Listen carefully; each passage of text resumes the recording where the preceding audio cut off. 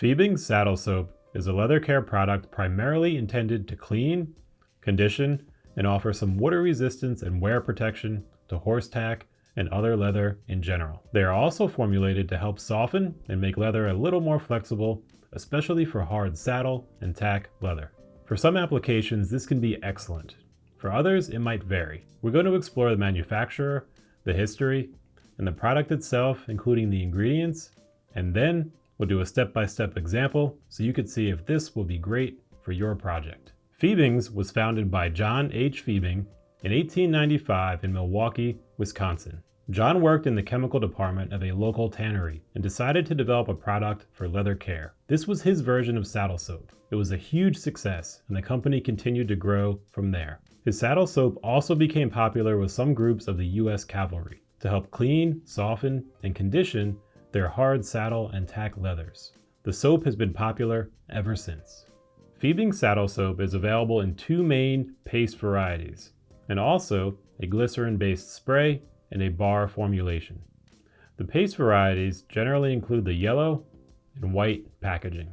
The yellow has a pigmented color, while the white is generally clear and white in color, without the pigment.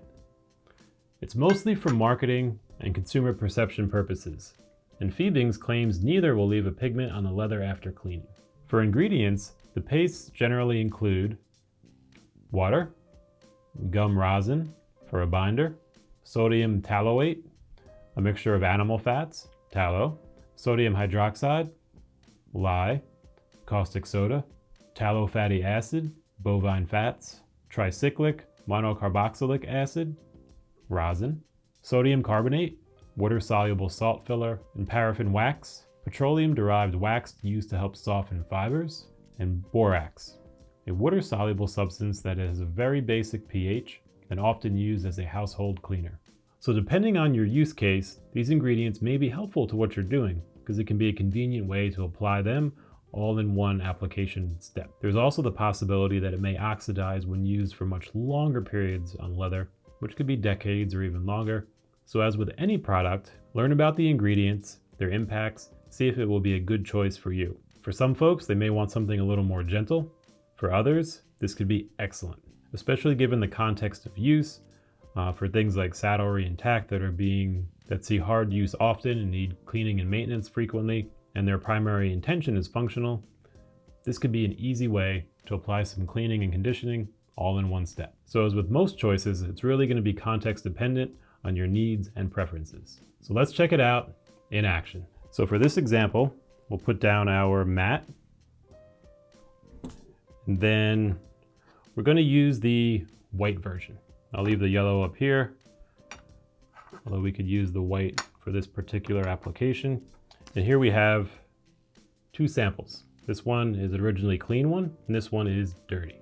And if you look, we can see there's dirt all over here. So we'll keep this as our one to compare it to. We'll put our one down here that we're going to clean up.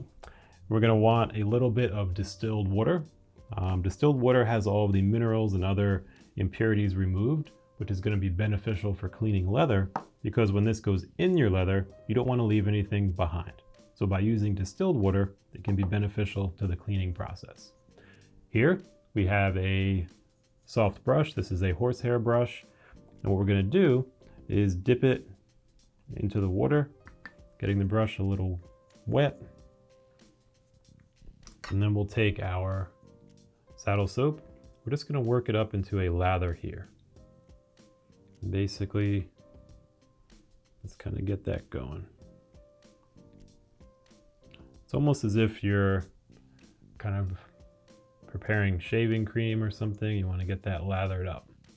And then once we have that, we want to work it over the leather. So right here, we'll start, and then we'll just kind of work it in. And what this is going to be doing is cutting into those surface fibers and starting to lift up and out some of that dirt and grime that is tucked in there. And also it has the oils and conditioning agents, so it's going to be mixing those in there as well. So ideally, It's going to leave a cleaner leather that has conditioning applied to it. And let's take a brief moment too, and let's read the instructions on the back. Basically it says, dampen a cloth or sponge, rub lightly over soap to produce lather, which we did, then apply to the leather surface. When dry, polish with a soft cloth for a light luster. And it's pretty much as easy as that. So we have that on there now. And what we'll do is we'll put this brush aside. And then we'll let that dry for a moment. Over here we have a lint-free cloth. And this is good. It's essentially a soft cotton, so it's not going to scratch your leather if you're using it.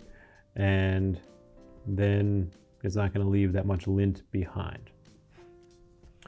And so what we're going to do is we're going to take this and we're going to start to wipe off the excess, and you can see it's pulling off that dirt. And on there we had some red dirt, and that's coming off a lot. So we want to make sure that we're not rubbing that in. So we'll change up our cloth. And if you know that your leather is very soiled, like for example this was very soiled, so there are several applications of this that you could do, and that way you get it coming out pretty clean when you're doing this wiping. All right, and then something I like to do as well, especially with saddle soap, is we take another lint-free cloth and get it moist, not super soaked, but moist enough. And then basically just rub it over your leather. And that'll really start to get anything left that may have been there, get any of that soap that may have been left behind out. And that way you're left with a nice smooth surface. Then typically let that dry for around 24 hours. You want to get it really thoroughly dried, and then that'll also alter the color. So here's how it looks freshly cleaned. And then over time, that's going to begin to dry out in that 24-hour period, and that color will begin to lighten. Pretty much anytime we condition leather, it's going to look a lot darker as soon as we condition it, and then as it dries, it'll lighten back up, sometimes right about to where it was before, although some conditioners will darken leather. It's going to depend on your particular type of leather and the conditioner, which is why testing is usually always recommended. So that said, this will begin to dry and get back towards what it was, and it is now clean. Saddle soap has been around for a long time, and some people love it. So if it's something you may consider using, check out the ingredients, check out the results, and it may work great for your next project. If you have any questions, let us know. And there you have it. Until next time.